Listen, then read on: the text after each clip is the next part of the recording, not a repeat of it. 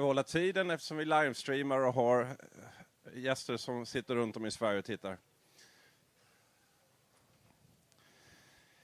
Jag heter Sven Bergland och är en av de ansvariga för ukrainska hubben här. Välkomna till oss.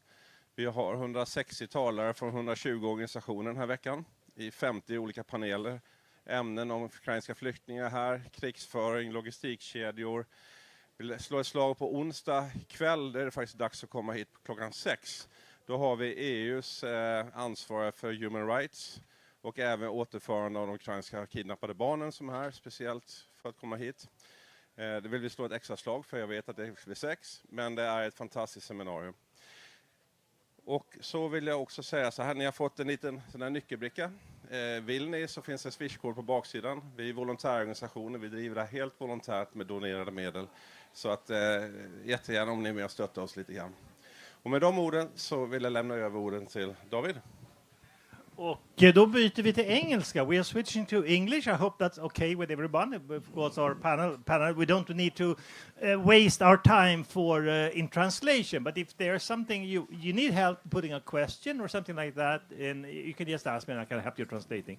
So I'm happy to be able to moderate this seminar. My name is David Isaacson. I'm a journalist from Sweden. I've been traveling and writing for some 150 countries. I recently wrote the book Biståndsmassakern, the aid massacre on the Swedish aid transformation during the last 4 years. But there's one area where I think all Swedish politicians, no matter the party, agree, and that is on the support to Ukraine. And the support Ukraine has developed from being a bilateral support over many years to something which is like here, that there are so many volunteer and different organizations. I think that is something very fantastic. I have been around for a while. I feel that this is very much like the support from the Baltic countries in the early 1990s after the fall of the Soviet Union, liberation of Estonia, Latvia, and Lithuania. But of course, we are in a much more serious situation. And this is what we're going to talk about here today, healthcare in war. The decisions that these people and many others are making in the moment that change lives forever, that saves lives forever. Ukrainians survive. Ukrainians who are hit, who are affected by the war, who succumb, they survive. The Russians die. The Russians are seen as disposables by the government. The Ukrainians, the country need the Ukraine people. They need to build the society in the future because there is a conviction of a future of the country. So I think we want to share with you some of this experience from this, how you are doing things. And I'm sitting here by my side from the very end. I have Sergei Dibrov, that's correct, right? From the 21st Brigade, who are also have your own experience from the war, of course. Andrei Melnik, who is a veteran, who is currently working in Operation Aid, one of those growing Swedish civil society organizations, Swedish and Ukraine, because you're Ukrainian, of course. And Yuri Chesmar, is that more or less correct? Okay, Chesmar. Okay, Major from the Ukraine Armed Forces. And maybe, if I start with you, Yuri, tell us, because we are a peaceful country, we are realizing that war is taking place close to us. And we can see rehearsals and training, but give us what is happening? Give us an insight in the field. The Russian attack. You have the Ukraine fighters on the ground. Somebody's have been hurt. Somebody you don't know how bad it is. What is happening? What are your people in the field doing that very moment? You came first. Yeah, have you starting? Yep. So, because I have started this war as a commander of the squad, I was deputy commander of the company and deputy commander of battalion. For recent year, I am the lessons learned officer in 24 Brigade. That's why I'm supposed to know about everything what is going in the brigade in our 20-kilometer range of responsibility. And of course, the medical tactic is one of the most important thing what I am researching, writing reports, analyzing, sending those reports to the corpus and the general staff level. Then this war started in 2022, and then 2023. There was not so much drones. There was not so much recce drones, Mavic, Matrice, Autel, FPV drones. And then we have combat. We have evacuation points. Those evacuation points could be, let's say, 100 meter, 300 meter from the combat positions. But things changed very rapidly, and then drones started to develop. You unable to put anybody 300 or 500 meters before the fire position. That's why we start to organize in such a stabilization points. If, for example, we have our front line in Chasiv Yar, our stabilization point in Konstantinivka, so it's about 10 kilometers. And the idea to bring wounded soldier from the position to the stop point is the idea or task or mission of his combat friends. So that brings us to understanding that each soldier and his medical awareness must be very, very high. Each soldier must understand what is tourniquet, how to stop bleeding, how to release tourniquet, how to organize that for a couple days, let's say leg or hand must be taken care to survive. But this is not the end. I'm talking about 24, 25 years. So now, 25, 26, we have disaster because the logistic path to come to the first line position is about 8, 10 kilometers. So in order to do this job, it takes a couple days. If some soldier wounded in the fire position, it is impossible to take this guy back in a couple of days. We are waiting for the very bad weather, for heavy clouds, for humidity, for rain. And it cannot come not for 1 day, not for 1 week, not even for 1 month. And we have cases then soldiers are stepped on the mines, some explosives, the foot or leg is gone, and the tourniquet is for 1 week, 2 weeks, 1 month, 2 months, 3 months.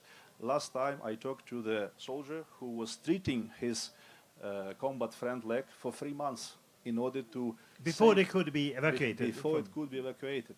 And this evacuation was done, how you call it in English, tachka. Yeah, carry stretcher. So 10 kilometers they tried to evacuate this wounded guy after 3 months treatment in the trenches, all the time playing with tourniquets, playing with this blooding, playing with pieces of bones, which you're supposed to all the time to take out and clean. And after 3 months, using this carriage, this guy went to the hospital in Kharkiv, and they saved his leg. Of course, they put more bones, more bones. They develop the bones, they develop muscles. But I'm just trying to explain you how the importance of each soldier knowledge, of each soldier treatment is on the battlefield. And one thing of how to do it is willing and to be conscious. Because if you have no idea, or if you don't have a good mood, or if you are already exhausted because you are on a positions 200-300 days, you are unable to take care of yourself. How you can take care of somebody else?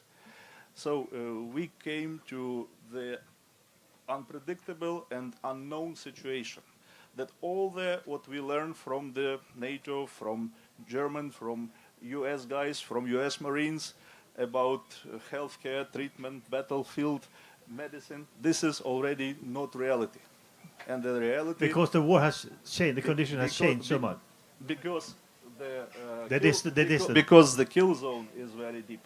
Because the approach and withdraw from the kill zone is taking days.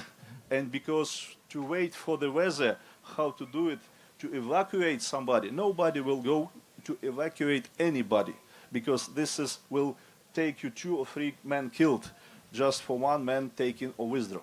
So this must be organized so properly that we used infantry robots, we used heavy shots.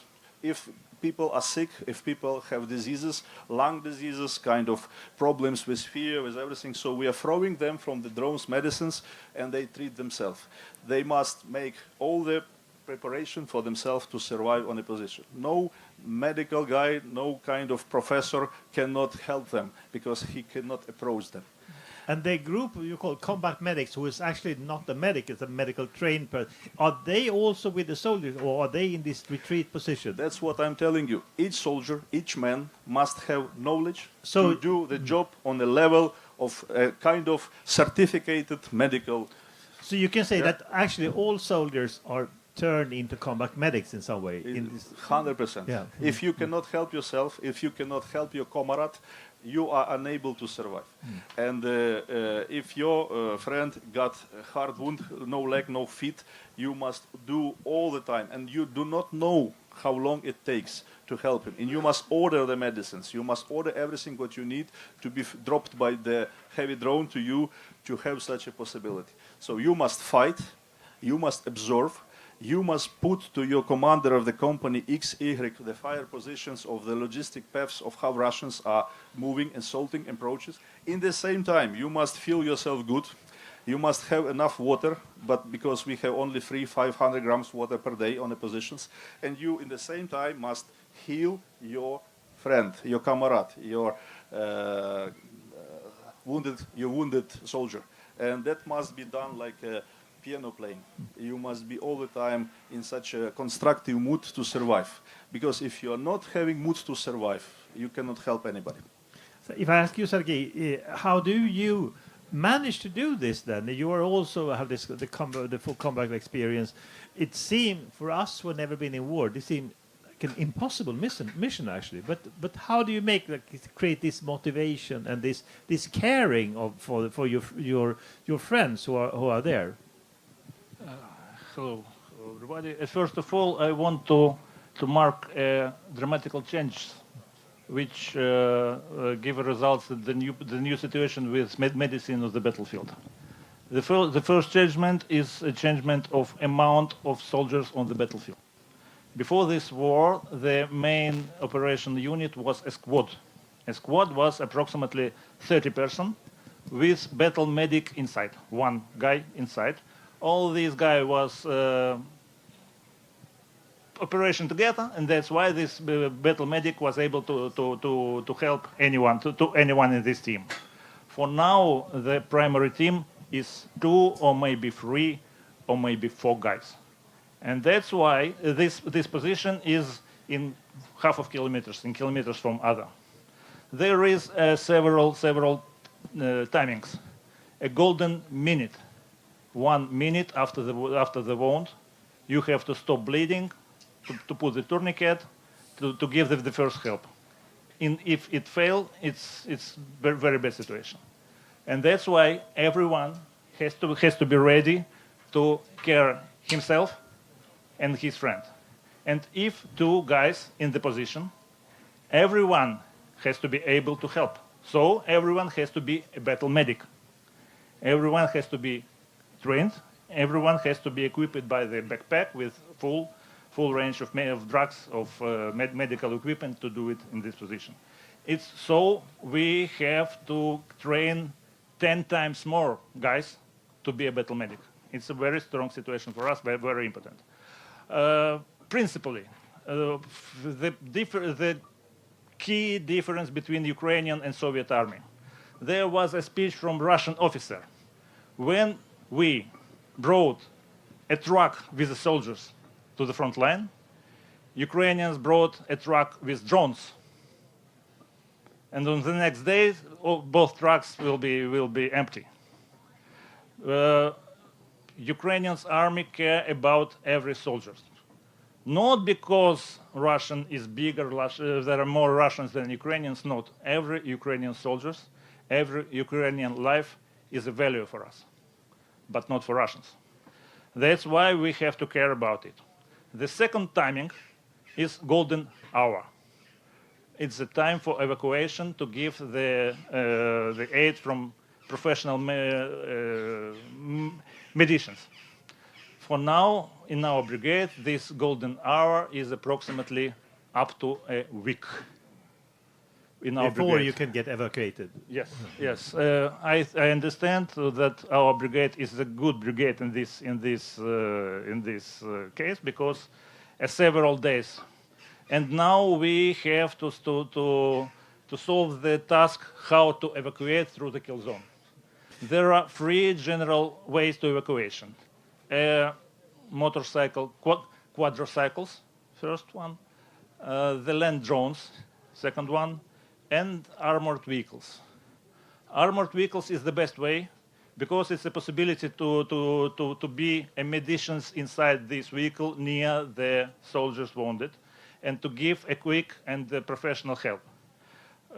But lack of enough amount of case evac is a huge problem for us. Sorry, yeah, please go ahead. Land drones maybe it seems to be a good idea, but it's not too good because the wounded soldiers has to be alone in several hours under the enemy fire in the territory of the death, and it's not a best situation for him. But we have to use it in emergency situation. And there are free calls for us, and now our army is trying to solve this situation, to find a new solution, and we are ready to share our experience with the Sweden army. In particular. Thank you. This experience is paid by our blood, and it's a good idea to share it to you to save your blood. Thank you.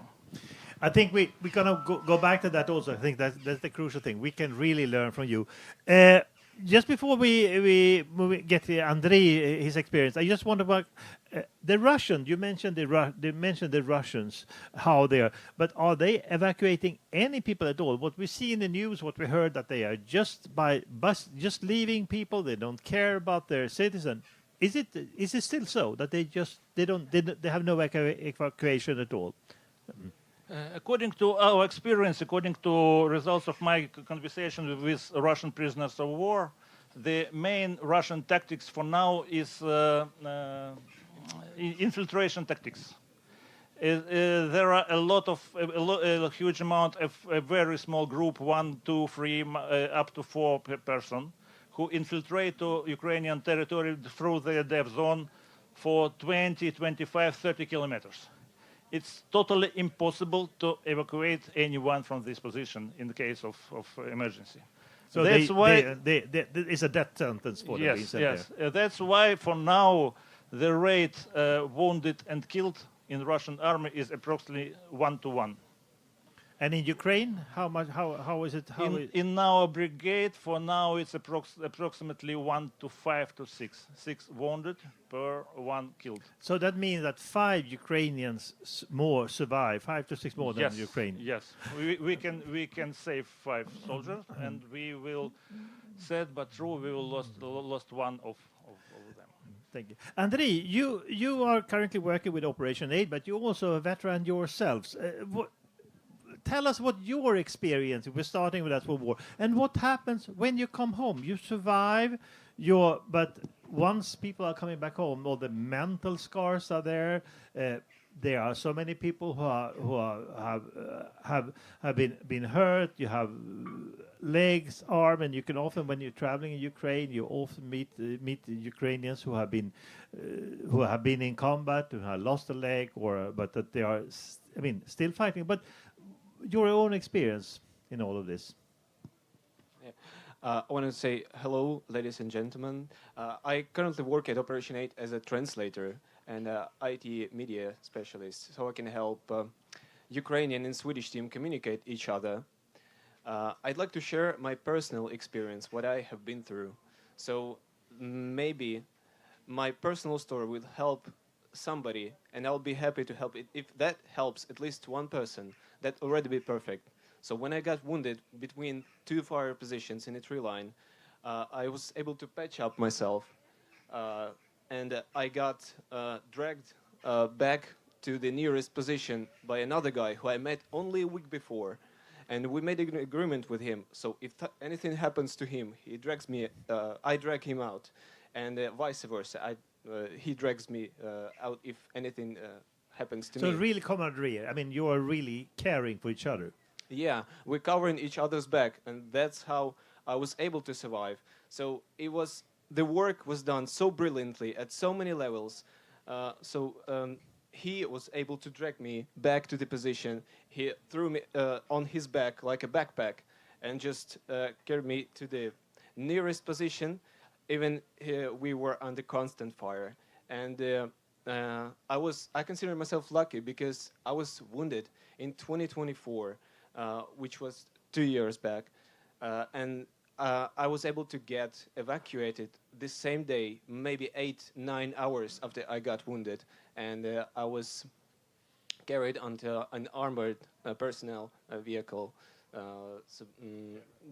It was, and after that, surgeons in Zaporizhia region hospital, they were able to get all the shrapnel from my left kidney, so where the incoming wound was in. Like I said, the work was done so brilliantly at so many levels. If one link was missing, I wouldn't make it to this point. So when I showed my medical documents to a doctor, he told me I had maybe 20% survival rate based on what I've been experiencing. But that makes it different than Ukrainian, because as we said, 5 to 6 more Ukrainians survived than the Russians. So you were one. That's your 20%. That's on the spot, right? Yeah, exactly. You were one of those 5 that wouldn't have survived. Yeah, I consider otherwise. myself to be one of those 5. Yeah. So let's move in now. What can Sweden learn? We have this Swedish civil society has been very engaged. We have the Swedish public. We have the Swedish political parties. But as you touch upon this, but Andrei, what can we learn? What can Swedish army, Swedish civil society? What can we learn from Ukraine? What is if you want to start, Andrei? I don't know. God forbid anything happens to Sweden. Swedish people should be ready. Even if nothing happens, the safety concerns is a primary concern, because if you don't have safety behind your back, there is nothing you can base on, and you cannot build anything on the top of it. The safety should be a priority, the most and top priority for Swedish people. Can you train for what you have been experienced? Is it possible to train for this, you mean, or is it too abstract for us? Maybe this should be like an exercises for Swedish people. So they should be ready. If anything happens, they should be ready to simply apply a tourniquet to stop the bleeding. They should be able to drag a person onto a gurneys. So they should be ready to organize themselves and cover each other's back. I guess that's the main points. To build the good and strategical defense onto it. Yuri, what did you tell you met Swedish armed forces, Swedish soldiers and Swedish officials. What did you tell them? What are you telling them that they need to do? Unfortunately, guys, this is very abstract things for you to understand, because even me, seeing the eyes of soldiers after 300-400 days on the positions, it's very hard to go along with their psyche. And the best thing what I suggest to your military is to start changing your military structure under the Ukrainian experience. Put more drone squads into your companies. Put more drone companies into your mechanized battalions. Put more workshops into your brigades, which are working with infantry, which are working with the drones, which are working with all the new modern warfare. Change your idea of the medic. No more evacuation points. No more fucking helicopters flying. No possibility to drag out anybody from the battlefield. If you start fighting with Russians, you will be very fast in our circumstances. And you will see how the abstract is the life of the man. If in order to save his life, you must sacrifice another 2 or 3 lives. So those are very hard things for the psyche to understand. What else we did in our brigade, and I know in other brigades too, we have such a HKBS, groups of control of psyche of soldiers. Then we took our guys from those days, hundreds of days from the positions. We brought them to a silent place. We organizing them possibility to have fishing, to have paintings, to have some deeply thinkings, game playings. If guys were on a position 30 days, we are giving 3 days. If the guys were on a position about 1 or 2, 3 months, we are giving them 5 days. If they were on a positions for about a year, we are giving them 2 weeks. And during those 2 weeks, our brigade psychologists are all the time working with them, having breathing exercises, having lots of VR glasses with different meditation stuff. I'm coming, talking to each of the soldier, asking him how he survived, what he did on a position, what he was thinking on a position. Did he have Bible with him? Did he call to his wife or children? How he did those calls? Did he have Starlink, or did he have radio Motorola calls to Motorola company commander by his phone calls to his wife, and he is in a position, radio to commander, radio, and commander gives phone. And all the body's crying in the command point, all the staff is crying. Then they saw how those soldiers talking to their wife and children. So it's very hard to give you some specific proper suggestions, but one of them is start changing your military units structure according to our military structure, what we have done. We have medical doctrine. This medical doctrine is all the time changes, month to month, year to year. There is not stable book, and this is also how you can learn. I encourage your military to come to Ukraine with your officers, with teams of your officers of different branches, different departments, logistic to logistic, medic to medics, recce to recce, and talk and experience and our knowledge on our command points, in our military academies and stuff like that. Thank you. Thank you. Sergei, what is your advice to the Swedish military? I don't want. No, we need your advice. Come on. You are here to give us advice. You are here to give us advice. I don't want to tell about the war. I want to tell about the peace. Yeah. Because Sweden is a peace country, and I hope, I believe it will be in the future. But in everyday life, in peace, I think everyone has to be trained as paramedic. I think everyone has to be able to get these courses. As for me, the first paramedic courses I have got in 2013, and then every 2 or 3 years I have updated my knowledge. It's not for war. It's for peace. It's for life. And I can explain a very specific situation in Italy. 1 or 2 years ago, Ukrainian soldiers was on vacation in Italy, maybe in Milano, maybe in Venice, and the clashes between 2 groups of youngsters was on the street, and one of them was wounded. And Ukrainian soldier with a first aid kit will be on the place. And he quickly put the tourniquet, stopped the bleeding, asked for medics, for emergency, and that gangsters was alive because of Ukrainian soldiers trained near. So, as for me, why I was became a paramedic? Because I want to be sure what if I will be in emergency on the street, someone trained as paramedic will be near me. And that's why I have to have this knowledge, and I believe someone will be experienced near me in this situation. It's not about the war. It's about the life and life saving.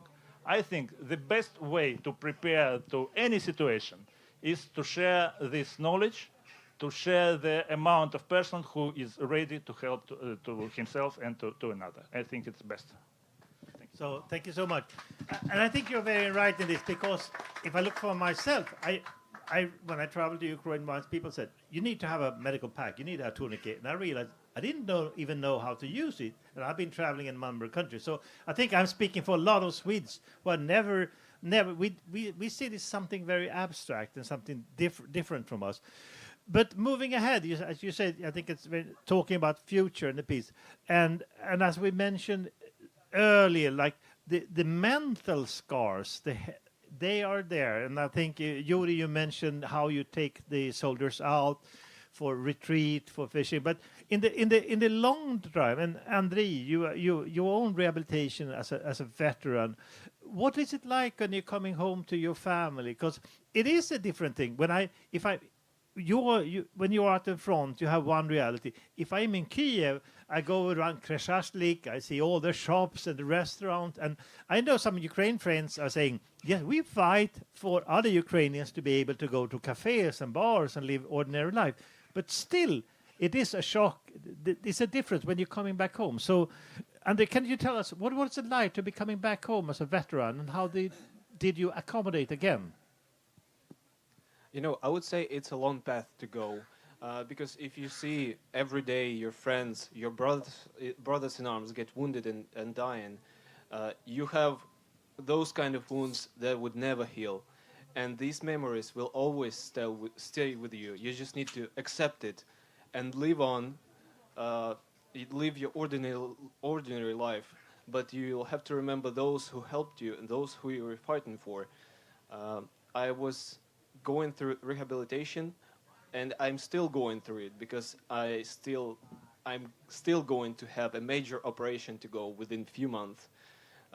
Because for the last year and a half, I learned how to walk like 2 times from the scratch, and still you need to have the strength.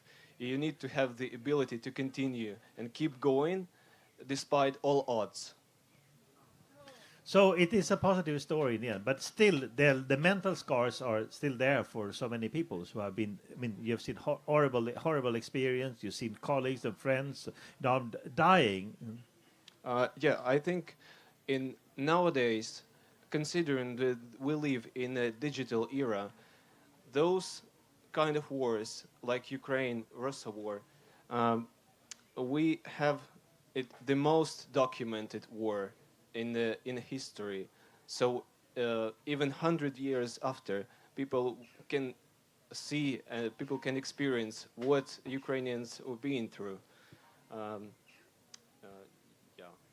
But do you think that because you're fighting for what we call a good cause or just cause, you're defending it, that people still cope better with what's happening because they know they were defending the country, their own country, than if you don't know why you're fighting, just been conscripted. In Ukraine, people know what they are fighting for, right? Yeah, even though you have a great spirit, it is anyway hard to cope with. So yeah, the only thing you can do is just to accept the reality, leave those bad things behind you, and continue going. Because you have your family, you have your friends who, some of them died helping you, and you need to have a decent life. So it all wasn't in vain. Yeah, please. Yes. My home city is Lviv, and Lviv is a very nice, beautiful, almost 1 million people with fantastic city. Yes. We should all go there as a tourist once we have the chance. And that, as you said, then we came back from the military war zone. We also saw many people hanging, wandering around, watching TV, going to cafe, bowling, and everything. So, and maybe some questions would arise, but if we recollect the history of Lviv, this city was all the time on the edge of different front lines in First World War, in Second World War, and now we say, thanks God, that this city now is a peaceful place. В тылу, як сказати правильно? In the backside. So this how we consider that now the city deserves to become a city of backline, to give us soldiers and officers possibility also to go to the place, good, nice places, to feel good, to see peaceful area for which we are fighting. But nowadays war is a war of 100 shaheds each night all over Ukraine, rockets, different Oreshniks and other shit was coming from Russia, and there is no city in Ukraine which can be survived. Sometimes in Kyiv you had so much shellings that even me in Kramatorsk, in Drushkivka cannot experience per one night. Sometimes my soldiers on the front line in Chasiv Yar, then they come back to Drushkivka, to Kramatorsk, having 20 cups per night, saying, oh hell, oh shit, I would like go back to my positions. Because you are controlling your position. You're controlling FPV drones, you're controlling recce drones, you understand how you're digging, how you're making your spare positions, but then you come back to Drushkivka, to Kramatorsk, and suffering 20 cups per night, even if you are in the bunker, even if you are in a basement, you cannot grab out of that. So you are not controlling your position, your place where you're staying or sleeping. And if we are recollecting the people from Kyiv, from Vinnytsia, from Rivne, from Ternopil, from Lviv, so many peaceful people has died because of different shellings. And now we are all equal. I may say we are all equal. Soldiers, officers, peaceful people in a back zone. This war is putting everyone to a very, very big risk. So we would say, please don't thank us for the service, because be ready to the service. And you will be ready to the service, you don't need to thank anybody. Because if you're say thanks for the service, means you have some excuses how not to do the service. And that's how we consider. Thank you. Thank you so much. Sweden need to learn from Ukraine. I think you have all put it out something very, very clearly. But still, we have this cooperation. And I think, Andrei, you're working for Operation Aid now. So what is that you need? What can Sweden give? What sort of support is Sweden giving you? What do you see from this context? What is the most important thing that Swedes here could be doing besides learning themselves how to put on the tourniquet and other things, right? Yeah, the best thing, I guess, Swedish people can do is to remove human factor as much as they can from the battlefield. So they replace the live soldier with the drone, with the unmanned land complex. So it does. We don't need any odd sacrifices. We don't need any more victims. And considering that you have about 10 million of population, you should think it over, because otherwise the potential enemy, they can throw you with their soldiers. They can, throw their soldiers just like a garbage at you. So you won't have enough people to stand like face to face on them. I would say this would be the main factor that you need to learn from Ukraine. And from the aid, as you're working Operation Aid, do you still need resources from Sweden, collecting funds? Is that still useful, still needed for you as an organization and other civil society organizations? Yeah, of course. I guess modern challenges, especially in the ongoing war, there's always something that we need, because there are constant needs and constant challenges that need almost an immediate response. So that's why I'm here, and I'm actually helping the Swedish and Ukrainian team communicate each other, so we're not missing anything. And the link continues and goes on and gives the fruitful cooperation between those countries. Thank you. I think we might have room for one question or something that somebody wants to put a quick question. If not, okay, let me go. I think we have 3 more minutes. I don't know who of you Swedish have been to the Kungliga Dramatiska Teatern, Dramaten. There was a play by Alina Sarnatska. I guess some of you know about her. Ukraine military combat. But also a playwright. She was one of those who was part of the theater of the veterans, and I think her play, which is like the Soldier Mama, actually took a lot of impact on Swedish people because it's like it portrays this situation, being there, being in the war, and doing it in a dramatic way. Have you seen her work? Is this a good representation of what we see? Have anybody of you met her or seen her work? No. Well, you will, yeah. I know she's a very, very, very interesting. I'm sorry. I'm just counted about the previous question that our brigade, on our line of defense, about 20 kilometers, losing per 1 year 3,000 Mavics. 3,000 Mavics. The average cost of Mavics, day Mavic 80,000, 9 Mavic is 200,000. So if we multiply something in the middle, 150,000 grivna per 3,000 Mavic lost per year, it comes $10 million or 10 million euros. per year our brigade just need for observation, for MAVICs. Now we can multiply this figure for FPV drones. We can 3 times multiply this figure from the dropping drones. And this is not our salary. This is not the ammunition, our guns, our food, our uniform. I just told you one item, what our brigade on 20 kilometer needs per year. So altogether, MAVICs $10 million, FPV $10 million, heavy drones $10 million, only $30 million per year we need for the observation and for the drone warfare. Just for answering your question, resources are needed. So come on, let's get $10 million here today, right? Yeah. I can add some words. Before this meeting, I have had a conversation with the chief surgeon of our brigade. And he said in the last 3 years, we have no special medicine needs. We have enough drugs, we have enough equipment like tourniquets, like a diagnostic, ultrasonic stations, etc., enough. But the main needs are trained personnel, combat medics, and case evacs. It's two needs number one, to train everyone and to get the possibility to evacuate. All other needs, thanks to commandment of medicine forces of Ukrainian army, thanks to volunteers from Ukraine, from Sweden, from the world, we have enough medicines, equipment, and drugs to help anyone in our brigade. Thank you. Thank you so much. I think we need to end here because there's another program coming up. I want to thank you so much, Denise. We have a question.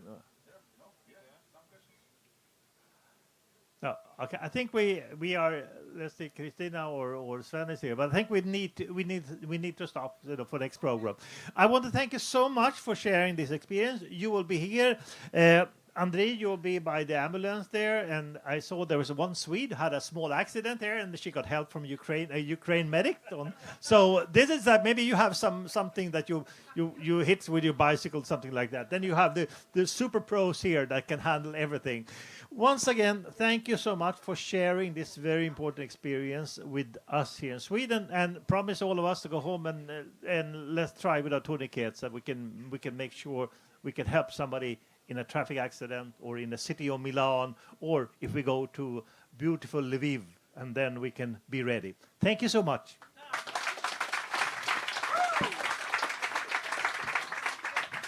But training with tourniquets, don't forget to put on your safe jackets. That will be much more fun.